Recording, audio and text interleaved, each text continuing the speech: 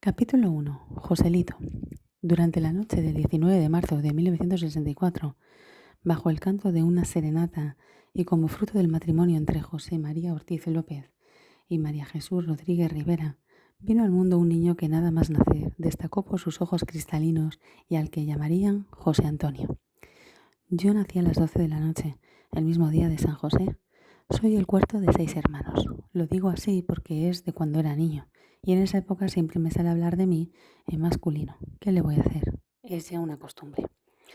Mi padre es de Cherín, una pequeña aldea de Granada, en la zona de la Alpujarra, y que tendrá poco más de 100 habitantes.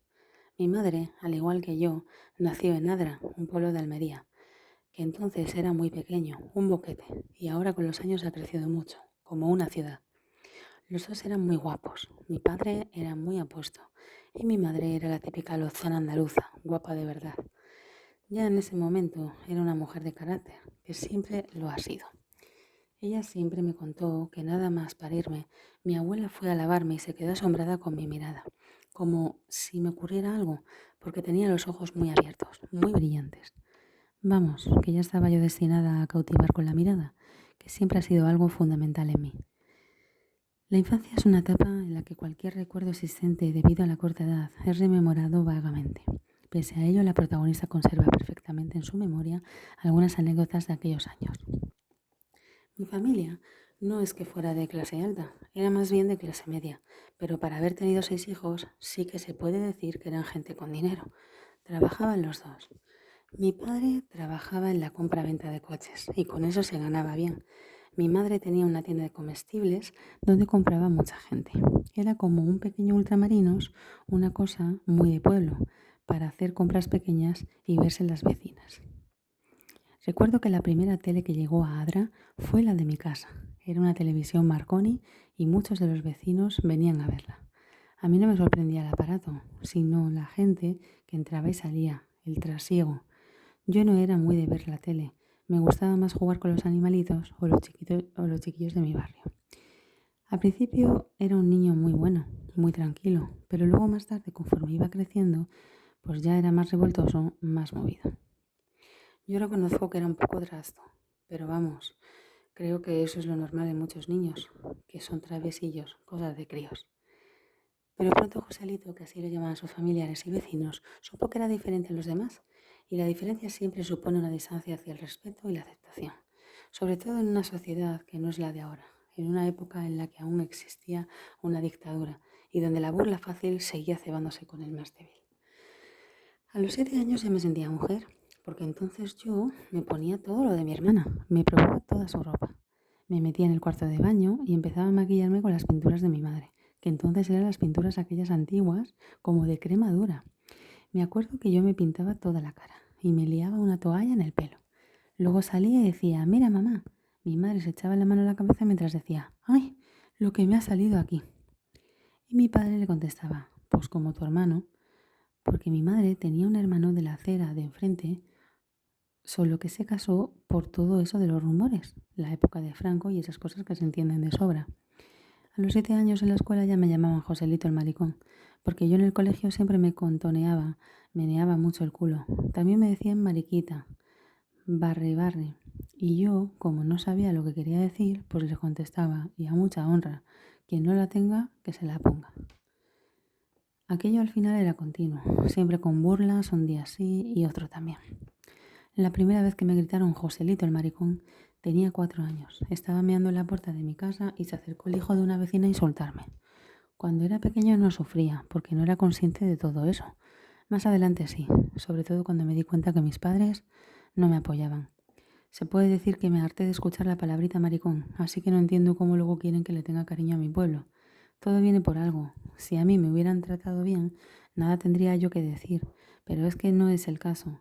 Así que aquellos de entonces ya se pueden dar bien por aludidos. Me acuerdo perfectamente de la cara de todos esos que me iban insultando. Los podría citar con nombres y apellidos. Pero total, ¿para qué? Ellos ya saben quién soy, quiénes son. Y tienen mucho por dónde callar.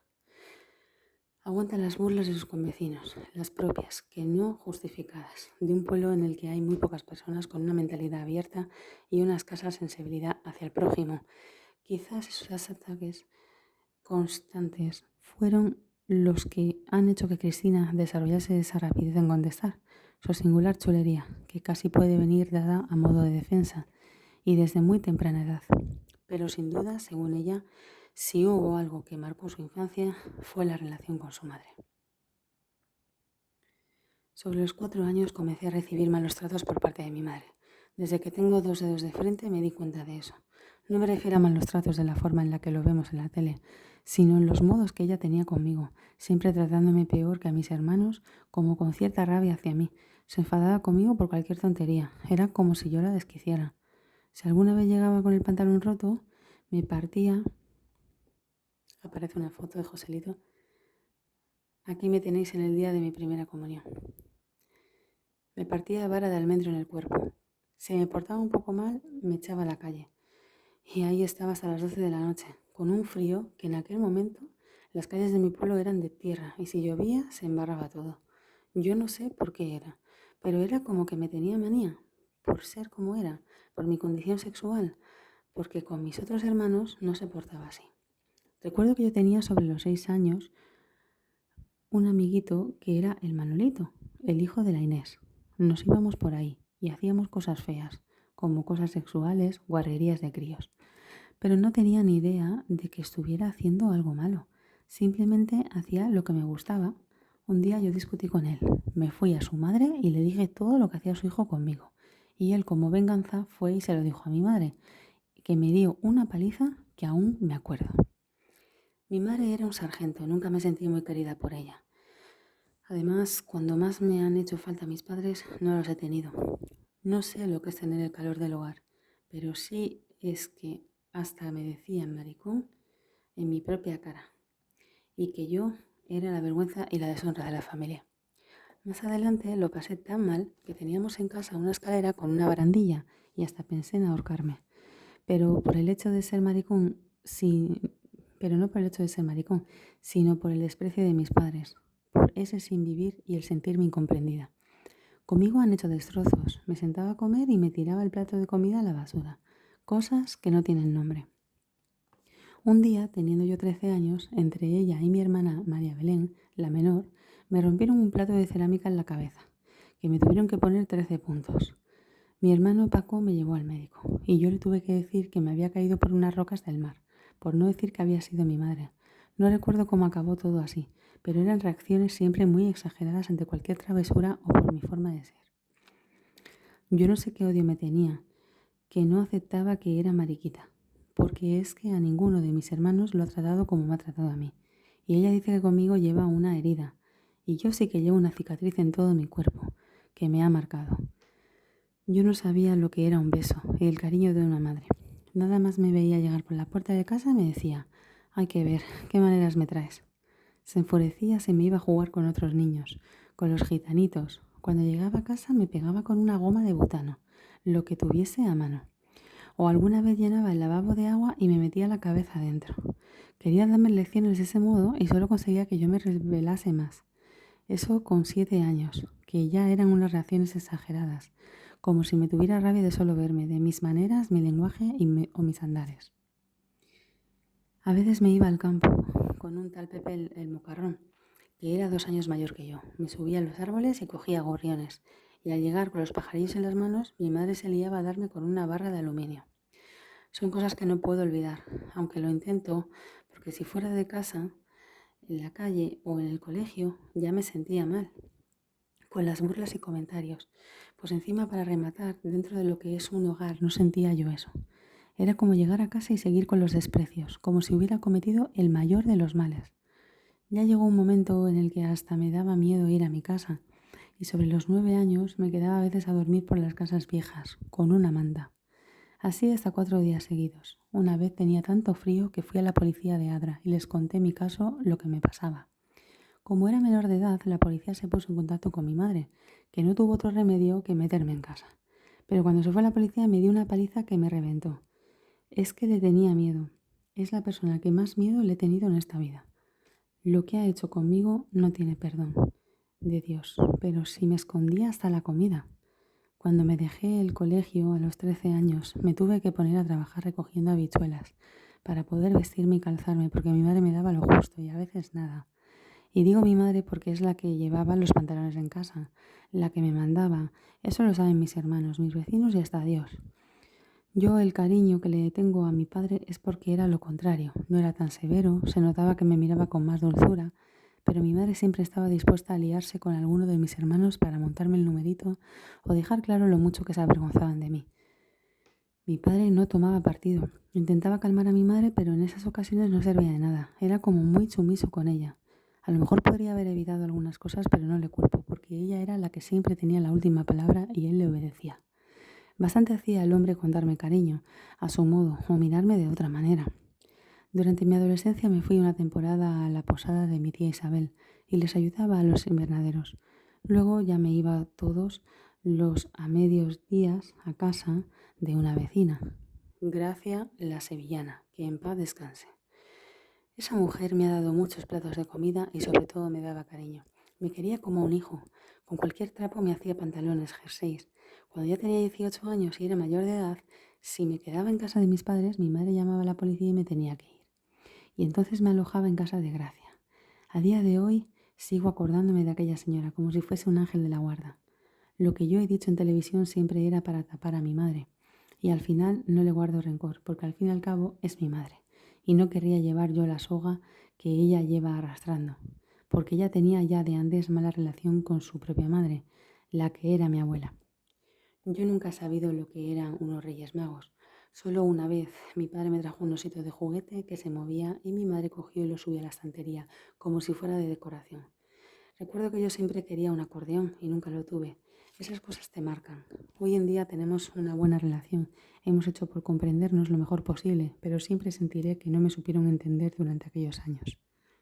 Me exigían lo que yo no podía dar, y entre medias todos esos desprecios y malos gestos. Y al final supongo que les quiero. Son mi familia y es lo que tengo. Hay hermanos con los que me llevo mejor que otros, como ocurre tantas veces. Mis padres ya se han acostumbrado a cómo soy, aunque no seamos cada uno del gusto del otro. Pero en su niñez también tuvo historias que son, cuanto menos, entrañables. El día de mi comunión yo estaba muy feliz, pero porque llevaba un traje con falda, como de monaguillo, y para mí eso era toda una alegría, porque en mi cabeza me pensaba que tenía un traje de mujer. Ya ves tú, semejante cosa me ponía contenta. No era ni la celebración ni los regalos, como les ocurre a otros niños, no. A mí lo que me llenó de alegría era mirar para abajo y ver ese faldón. Otra anécdota que me acuerdo perfectamente era cuando yo iba a la tienda de mi madre y cogía comida para dársela a algunos niños pobres, y así hacía amistad con ellos. Era una forma de ganármelos, y me he dado cuenta en mi vida que al final puedo decir que soy una persona bastante generosa. Es algo que ya me pasaba desde la niñez.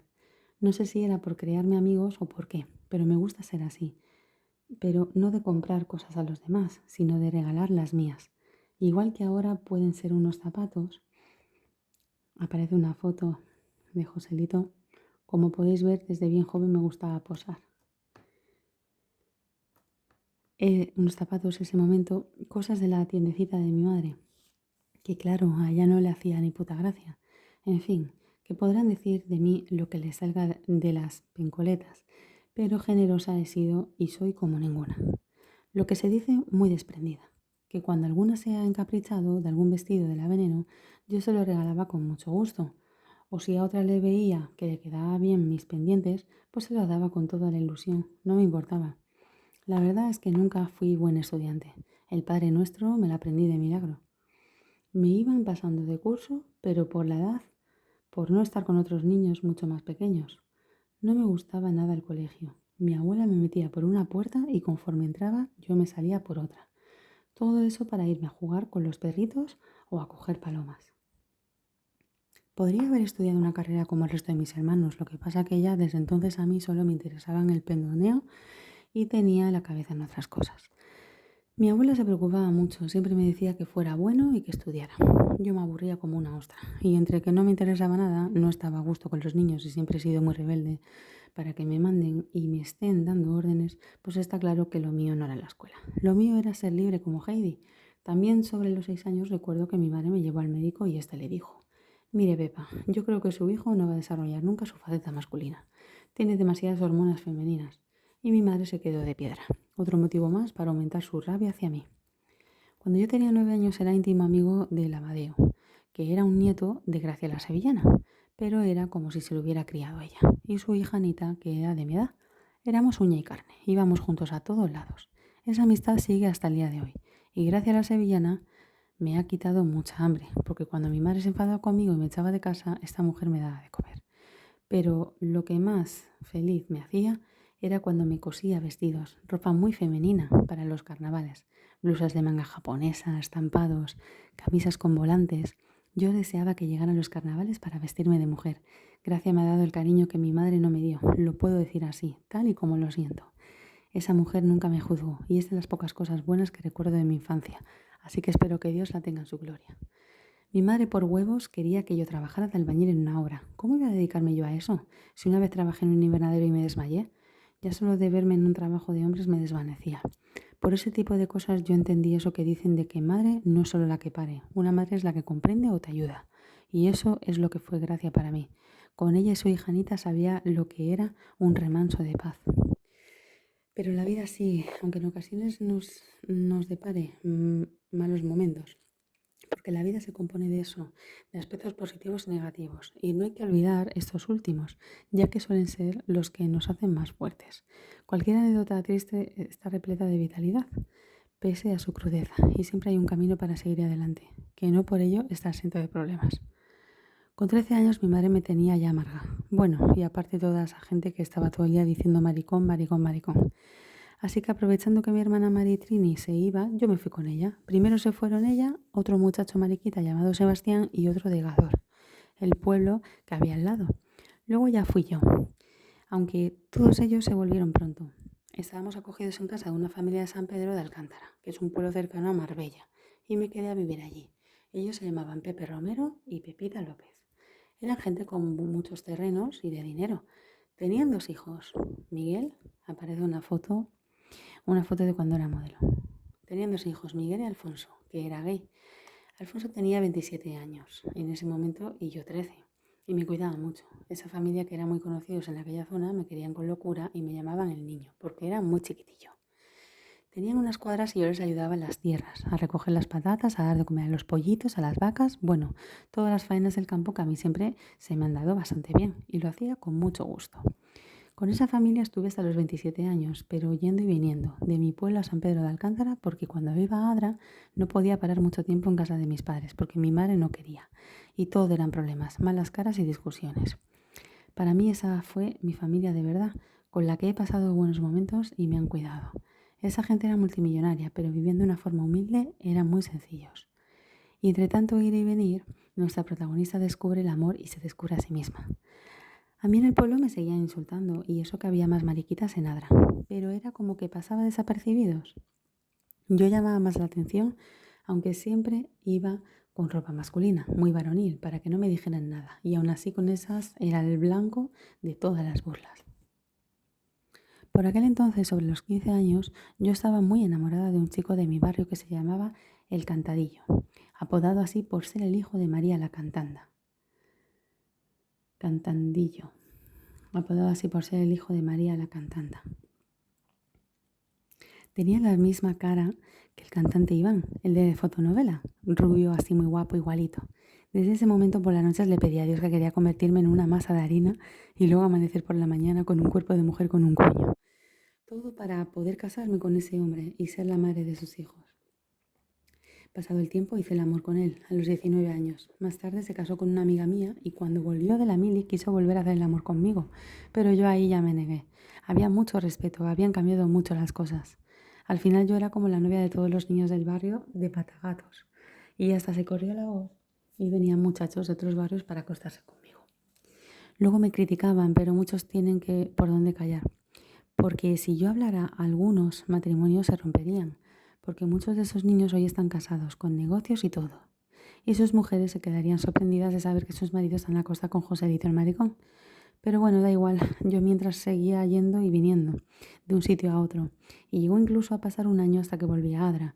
En ese momento estaba hecho más hombre y claro, las mujeres y las niñadas decían, hay que ver con lo guapo que es, qué pena que sea mariquita. Por aquel momento venían algunas muchachas de Madrid y Barcelona a pasar las vacaciones a mi pueblo y muchas se enamoraban de mí, Pero claro, yo no podía hacer nada con ellas porque a mí no me gustaban las mujeres. Me pedían un beso y a lo mejor se lo daba, pero por cumplir nada más. Yo me daba cuenta que no sentía absolutamente nada por ellas y en cambio todas se medio enamoraban de mí. Y eso daba todavía mucho más rabia a muchos tíos. Ya un poco más adelante sí que me eché una novia, pero sin relaciones ni nada, porque a mí me gustaban los hombres. Era por cumplir, por los rumores y todas esas cosas. Ella era Anita, la hija de Gracia la sevillana.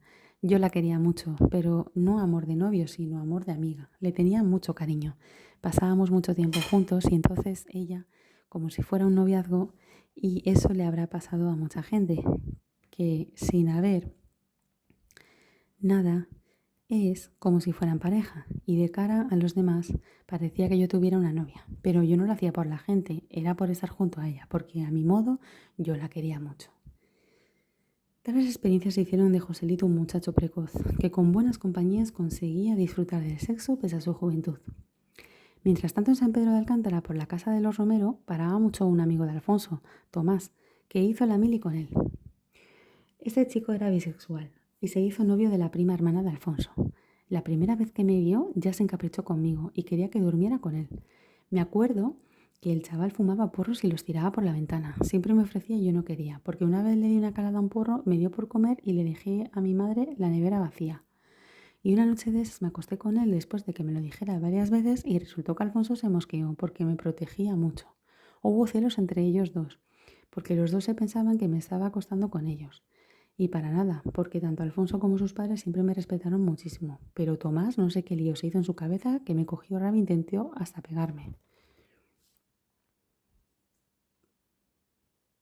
Por aquel momento yo me teñía el pelo de rubio, porque había un primo de Alfonso que tenía ese tono y le quedaba muy bonito.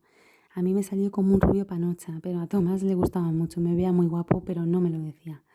Tal era su enfado que quería que me fuese de la casa de los Romero, para que su novia no sospechara nada de nuestra relación, porque ella una vez nos pilló en la cama, pero solo durmiendo. Tras una discusión fuerte que tuvimos, yo decidí irme, pero no sin antes pasarme por la tienda de ropa que tenía la novia de Tomás y le dije, mira, que sepas que no te quiere, no te cases con él, aparecen dos fotos, no te cases con él que va a ser la ruina de tu vida. No se lo dije por despecho, sino porque lo sentía de verdad, y así fue.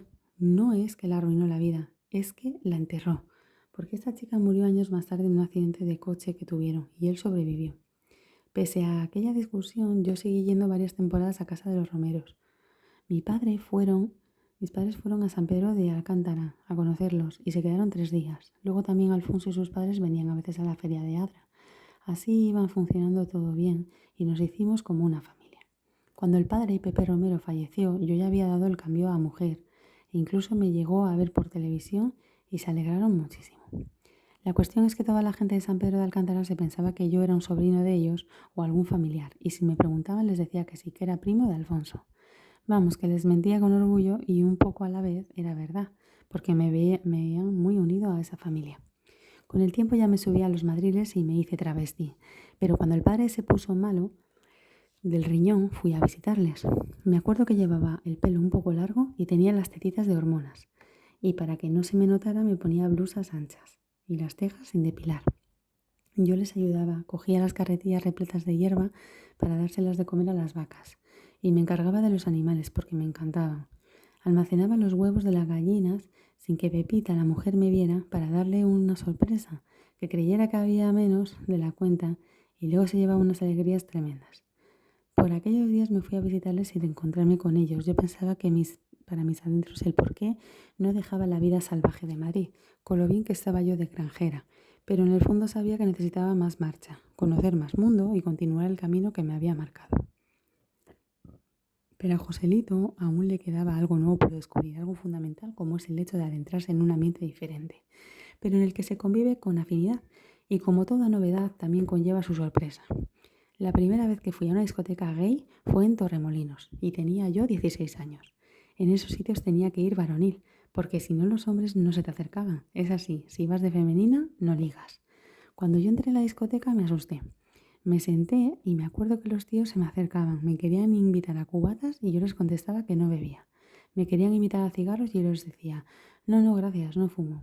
Hasta que ya la semana siguiente volví, me solté la pluma y me volví loca follando con todo el que pillaba. En Torremolinos me llamaban el guapo de Almería y más adelante en Valencia me conocían como el guapo de Málaga. En ese momento yo me ajuntaba con un grupo de chicas y la hija de la Salvadora, porque yo siempre iba con mujeres, y cuando me las llevaba a la discoteca de mariquitas se quedaban asustadas ante tanta belleza de hombres. Y yo les decía que no tenían nada que hacer, que eran gays, pero siempre me sentía mujer. Entonces ya en ese momento yo quería hacerme travesti, porque cuando fui a la discoteca me quedé asombrada al ver unas mujeres espectaculares, con los pechos al aire. Mi amigo Alfonso me dijo que eran travestis, y entonces yo me di cuenta de que quería ser como ellas. Yo quería ser mujer, hacerme travesti, pero había una barrera por en medio. Por un lado estaba mi madre y por el otro mi amigo. Sabía que iba a tener un rechazo por parte de ellos. Existía ese miedo, pero a mi padre y a mis hermanos no. Ellos sabían que yo era mariquita, nunca les tuve que decir nada. Y me daba cosa que mi amigo me rechazara y pensara mal de haberme hecho travestorra. Todos esos deseos quedaban enterrados, pero ahora por lo menos Joselito ya podía calificar su género y condición de sexual. Pese al distanciamiento, la familia sigue estando presente, al igual que el inesperado futuro. Con la llegada de la mayoría de edad comenzaba otro ciclo vital. Ya a punto de cumplir los 18, mi madre me mandó a Granada a estudiar peluquería. Ahí estuve durante 2 años. Yo solía ir a un pub de mariquitas que le decían el 7. A mí allí me conocían como la coneja, porque siempre estaba enseñando la dentadura. El dueño del local me dijo que parecía un conejo, porque siempre estaba sonriendo y yo salté y le dije, mira, no me digas eso porque se me va a quedar el mote. Pues resulta que una noche faltó un transformista y me dijeron, coneja, ¿quieres actuar tú? Me acuerdo que el pub estaba lleno a tope y me gritó lo de coneja delante de todo el mundo y yo me quedé con la coneja. Debuté con la canción de Juntos, de Paloma San Basilio, y la gente se quedó muerta. Luego hice otra de la Susana Estrada que se llamaba Acaríciame. Era una canción muy erótica y a todo el mundo le encantó. Entonces me dijeron que volviera para la semana siguiente y que hiciera la de Gracias por venir, de Lina Morgan. Me hice un vestido con 2 mantones de Manila brillantes, me puse un cinturón y un pelucón. Llegué a las 8 de la tarde y hasta las 12 de la noche estaba maquillándome como una puerta, porque no sabía y quería estar perfecta. Al público le gustó mucho y claro, con 18 años esa cara, pues al mes siguiente me hice la vedette.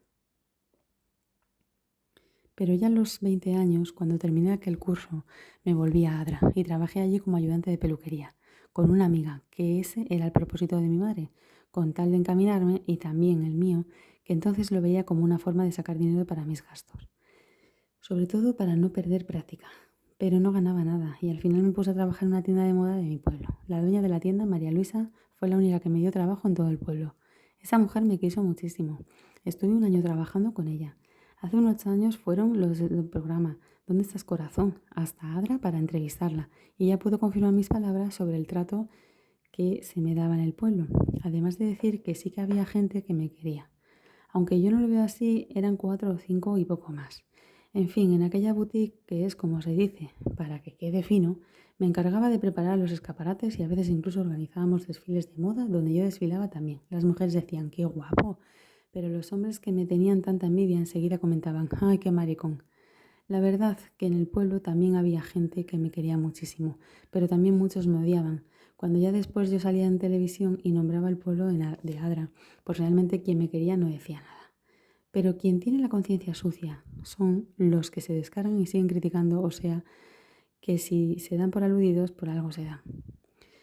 Igual que digo muy orgullosa lo generosa que fue María Luisa conmigo, o lo bien que se portaron Gracia, su hija Anita y su nieto, no puedo decir lo mismo de mucha gente, por no decir toda o casi toda. Y está más que demostrado con la vez en que aparece una foto, con la vez en que siendo ya famosa me llevó Pepe Navarro por todos los pueblos en los que estuve en mi infancia y se vio perfectamente como algunos de Adra salieron tirando piedras al coche.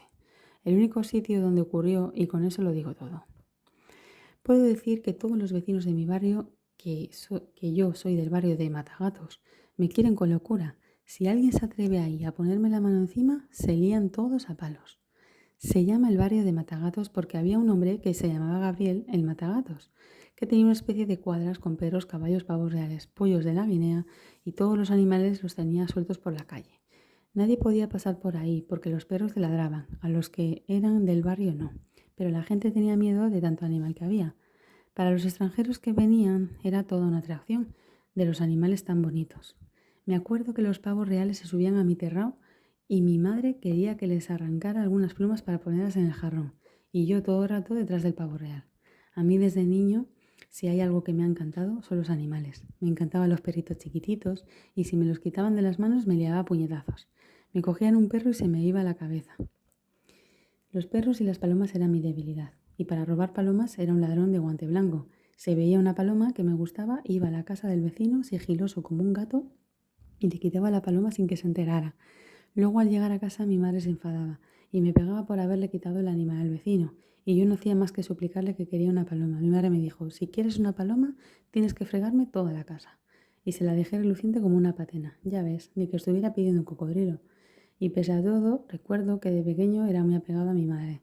Me acercaba a ella para verla cocinar y de esa forma aprendí una comida que me gusta mucho y que se llama talbina.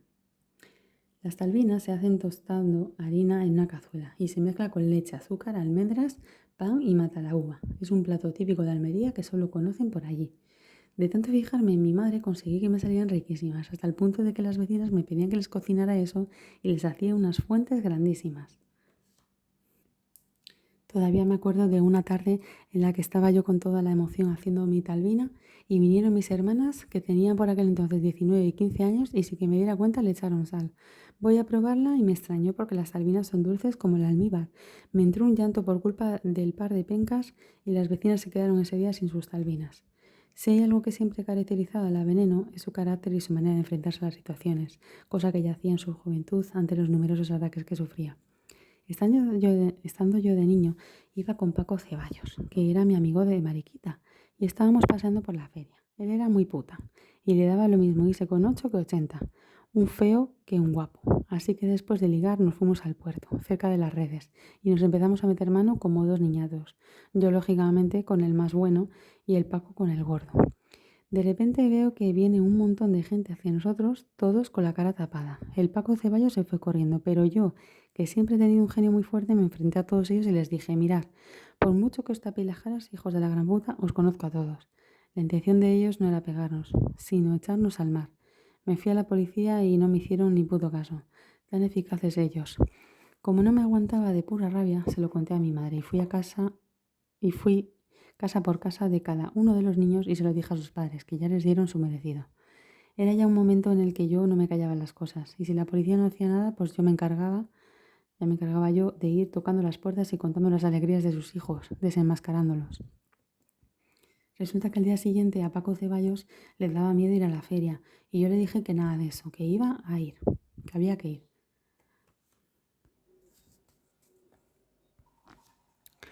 Allí nos encontramos con uno de los niños, que estaba cabreado porque se le había contado a sus padres. El tío se me abalanzó y era un gordo grande, pero yo no sé cómo hice que lo tiré al suelo.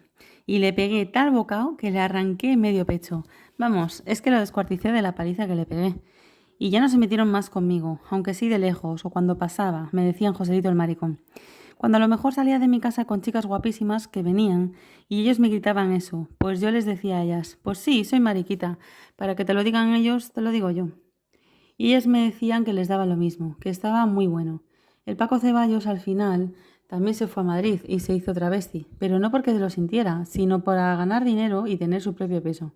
Al final lo que se compró fue un palomar.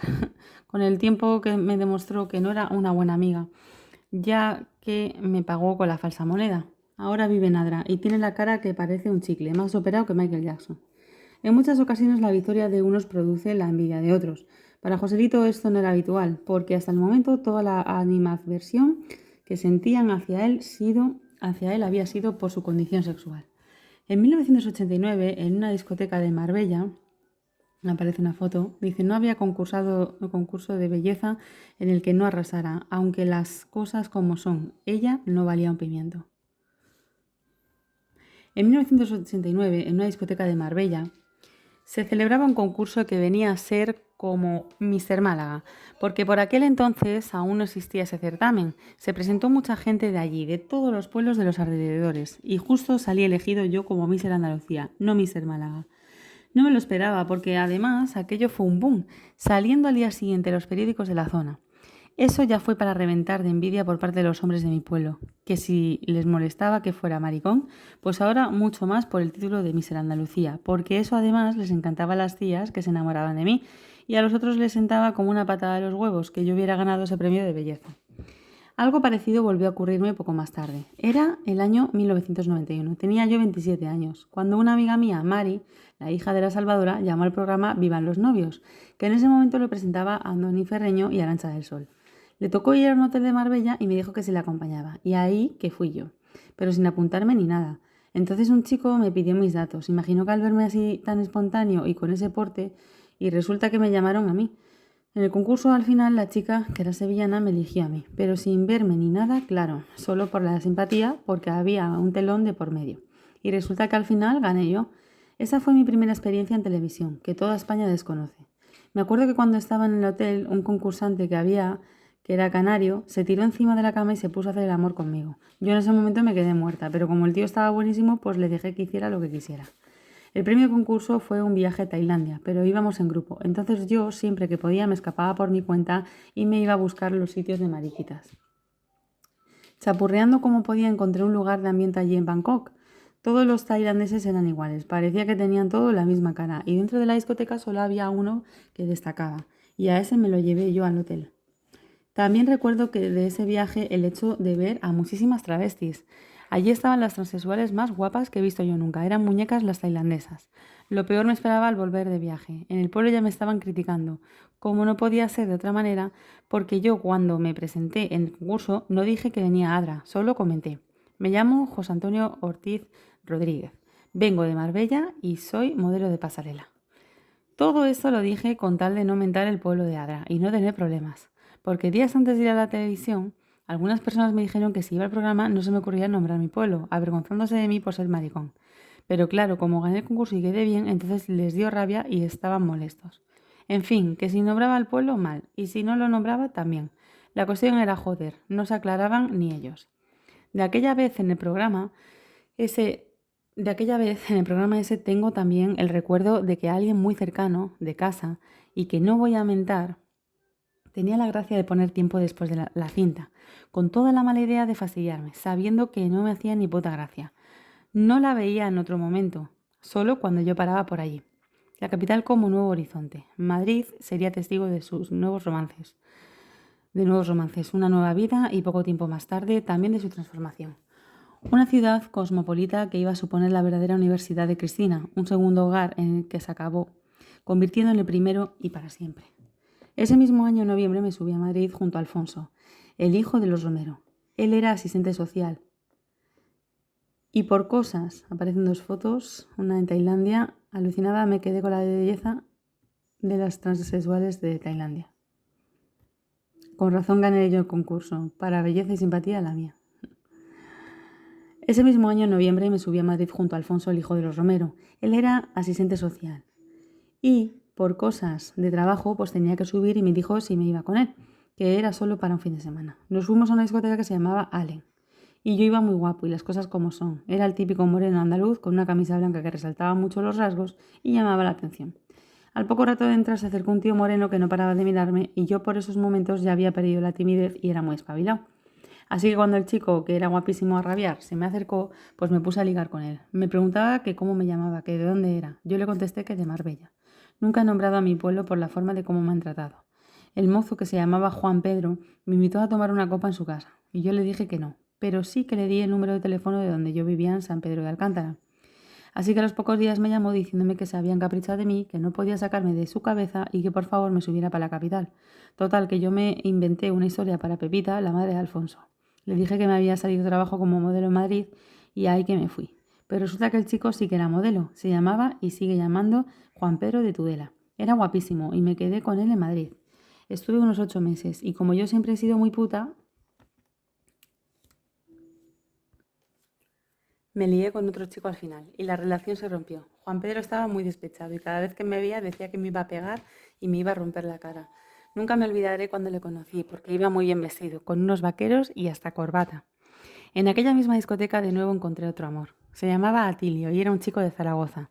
Él se pensaba que yo no era maricón, porque se extrañaba que no tuviera pluma. Claro, yo para ligar a tíos guapos tenía que hacerme el macho, por eso el muchacho no me encontraba la pluma por ninguna parte. En un momento me fui a bailar a la mitad de la pista para lucirme y Atilio y un amigo suyo se acercaban a ver quién me conseguía de los dos. A mí me gustaba el rubio, o sea, Atilio, y como buena zorra me acerqué más al rubio y lo conseguí. Año y medio estuve con él. Nos separamos por muchas circunstancias. Él se tuvo que ir a trabajar a un pueblo de Alicante, por ahí cerca. Se separó de mí llorando y yo cogí una depresión de caballo. Lo pasé fatal. Pero bueno, el destino me tenía esperando un nuevo amor. Javier era empresario y con él fue la primera vez que me subí a un Porsche descapotable. Él se enamoró perdidamente de mí y con tal de que no me fuese de Madrid, me puso un piso en los apartamentos Priconsa. En los 8 meses que tuvimos de relación me colocó para trabajar en el hospital 12 de octubre como pinche de cocina. 6 meses más tarde me echaron del hospital por mis maneras, por ser mariquita, que esas cosas aún pasaban. Hoy mirarán para otro lado, pero lo puedo decir alto y claro. Aquella relación se fue deteriorando y yo cada vez me estaba espabilando más en la capital. No tenía ni ganas de volver a mi pueblo y quería vivirlo todo el día y la noche.